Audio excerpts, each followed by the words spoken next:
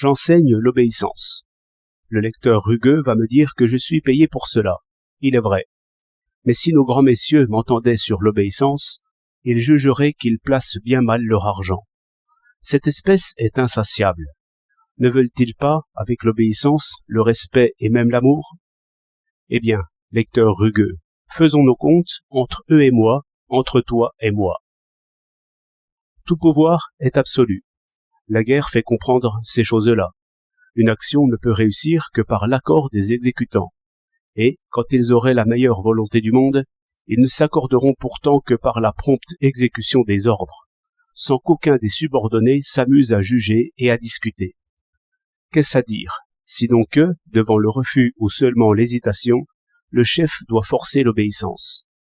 Cela conduit aussitôt à la dernière menace et l'instant d'après à la suprême punition, sans quoi la menace serait ridicule. J'admire que des gens, qui reçoivent aisément la guerre parmi les choses possibles, invoquent pourtant ici l'humanité et la justice, comme si l'on avait le loisir d'être humain et juste quand l'ennemi pousse. Il faut savoir ce que l'on veut. Il n'y a point de paix, car il y a plus d'un ennemi. C'est pourquoi tout pouvoir est militaire. Feu ou eau. La rue est barrée. Vous demandez pourquoi, mais le gardien ne sait pas pourquoi. Alors, invoquant les droits du citoyen, vous voulez passer. Le gardien s'y oppose militairement. Il appelle ses réserves. Si vous faites le méchant, vous êtes un peu assommé. Si vous montrez des armes, le gardien prend les devants et vous tue. Quand le pouvoir n'est pas résolu à forcer l'obéissance, il n'y a plus de pouvoir. Si le citoyen ne comprend pas et n'approuve pas ce puissant mécanisme bien avant de le craindre, il n'y a plus d'ordre. La guerre est à tous les coins de rue. Le spectateur reçoit des coups et la justice périt. Très bien. Et voilà ce que le fascisme enferme de vrai, voilà ce que beaucoup d'hommes sentent vivement. Mais il faut comprendre, il faut circonscrire, il faut limiter, contrôler, surveiller, juger ces terribles pouvoirs, car il n'est point d'homme qui, pouvant tout et sans contrôle, ne sacrifie la justice à ses passions. Et de bonne foi, car l'homme puissant se croit lui-même. C'est pourquoi cette obéissance des civilisés serait pour effrayer, s'ils ne se juraient à eux-mêmes de résister continuellement et obstinément au pouvoir. Mais comment? Que leur reste-t-il puisqu'ils obéissent? Il leur reste l'opinion. L'esprit ne doit jamais obéissance.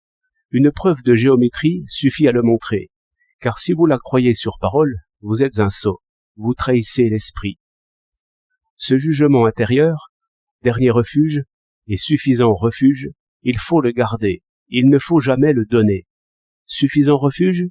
Ce qui me le fait croire, c'est que ce qui subsiste d'esclavage vient bien clairement de ce que le citoyen jette aux pieds du chef, son jugement aussi.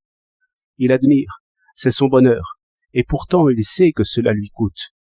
Pour moi, je n'arrive pas à comprendre que le citoyen chasseur à pied, j'appelle ainsi le bon citoyen, l'ami de l'ordre, l'exécutant fidèle jusqu'à la mort, se permette encore de donner quelque chose de plus, j'entends d'acclamer, d'approuver, d'aimer le chef impitoyable. Mais plutôt, je voudrais que le citoyen restât inflexible de son côté, inflexible d'esprit, armé de défiance, et toujours se tenant dans le doute quant aux projets et aux raisons du chef. Cela revient à se priver du bonheur de l'union sacrée, en vue d'éviter de plus grands maux. Par exemple, ne point croire, par un abus d'obéissance, qu'une guerre est ou était inévitable.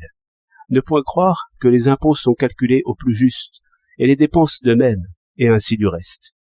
Exercez donc un contrôle clairvoyant, résolu, sans cœur, sur les actions et encore plus sur les discours du chef. Communiquez à ses représentants le même esprit de résistance et de critique, de façon que le pouvoir se sache juger. Car, si le respect, l'amitié, les égards se glissent par là, la justice et la liberté sont perdues, et la sécurité elle-même est perdue. Songez à l'affaire Dreyfus, qui, fort à propos, reparaît en bonne lumière. Je sais bien que vous, bons citoyens, qui n'avez pas vu ces choses, vous n'arrivez pas à les croire. C'est qu'il faudrait comprendre que ces abus aussi énormes, et tranquillement avoués, sont le fruit inévitable du pouvoir sans contrôle. Il n'y a aucune raison pour que l'homme qui s'élève gagne les vertus qui le préserveront de trop se croire. Il y a beaucoup de raisons pour qu'en s'élevant, il perde ses vertus, même s'il les a. Ces réflexions amères, mais utiles, donnent une idée de l'esprit radical, très bien nommé, mais encore mal compris par ces âmes faibles qui ne savent pas obéir sans aimer. Es-tu content, lecteur rugueux? Non, peut-être. Je ne demande pas si le pouvoir est content. Il n'est jamais content. Il veut tout.